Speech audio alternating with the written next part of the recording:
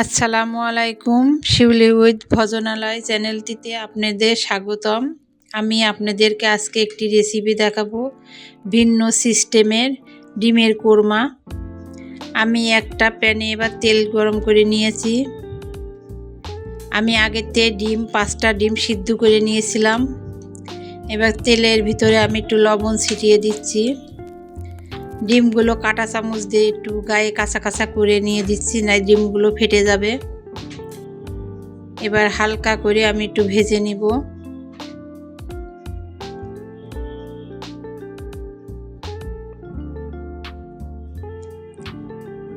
আমি এখানে 5টা ডিম নিয়েছি। ডিমগুলো আমার হালকা করে ভাজা হয়ে গিয়েছে, আমি এবার উঠিয়ে নিব।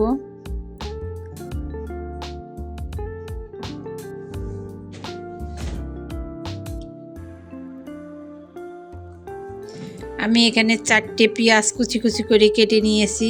পেঁয়াজগুলো এবার আমি একটু ভেজে নেব।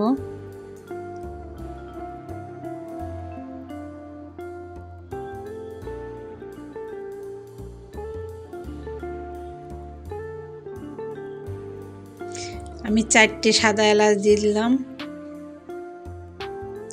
4টে দারুচিনি দিয়ে দিলাম 4 টুকরা, 2টো তেজপাতা মাঝখানতে চিড়ে দিয়ে দিছি।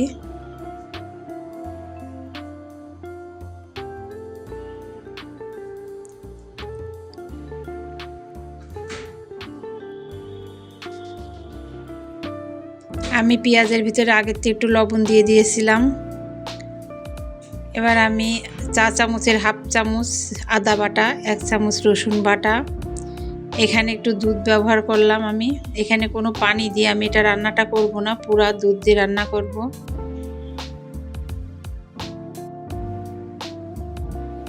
এবার আমার মশলাটা একটু কষিয়ে নিছি। চা চামচের হাফ চামচ জিরার গুঁড়া, হাফ চামচ ধনার গুঁড়া,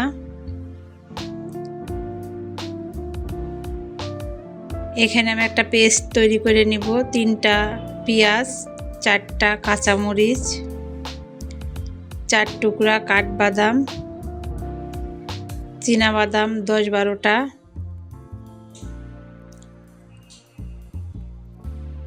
জয়ফল, জয়ত্রী হচ্ছে অল্প একটু, জয়ফল একটু, কালো গোলমরিচ 10-12টা, লবঙ্গ 6-7 টুকরা। এবার আমি এটা পেস্ট তৈরি করে নিব।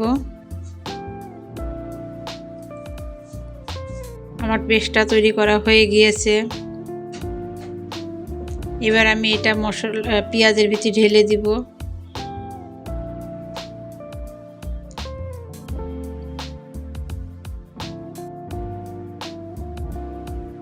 আমি এবার মশলাটা একটু মিক্সড করে নেব। এখানে আমি যে জগটা ছিল ওর ভিতরে দুধ দিয়ে আমি এবার এটা ধুয়ে ভেতর দিয়ে দিলাম। এখানে আমি কোনো পানি ব্যবহার করব না, সবই দুধ দিয়ে করব।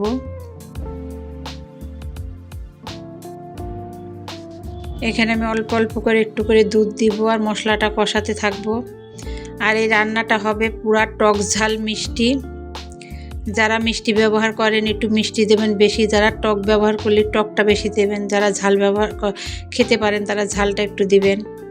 এবার তেঁতুলগুলি আমি দিলাম চা চামচের 1 চামচ।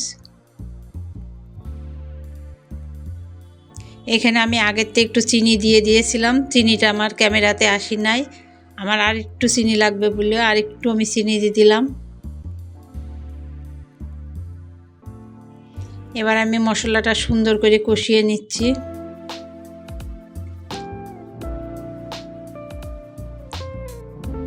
আমি এখানে আবার একটু দুধ দিয়ে দিলাম।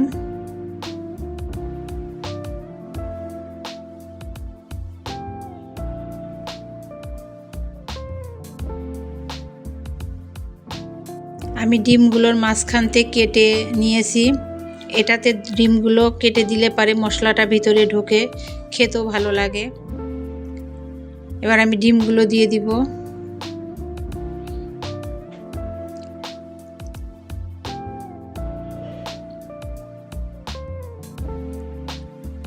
এবার সুন্দর করে আমি নেড়ে দিচ্ছি। এটা যতক্ষণ তেল না বেরোবে ততক্ষণ এটা রান্না করব। আমি তেল ছেড়ে দিলে পরে আমার রান্নাটা কমপ্লিট হয়ে যাবে। আমার রান্নাটা কমপ্লিট হয়ে গিয়েছে।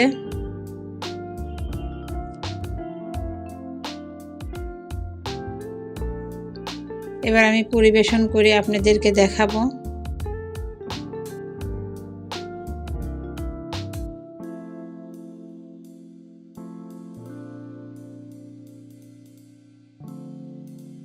আমার এই রেসিপিটি যদি আপনাদের ভালো লেগে থাকে অবশ্যই লাইক কমেন্ট করবেন, চ্যানেলটি সাবস্ক্রাইব করবেন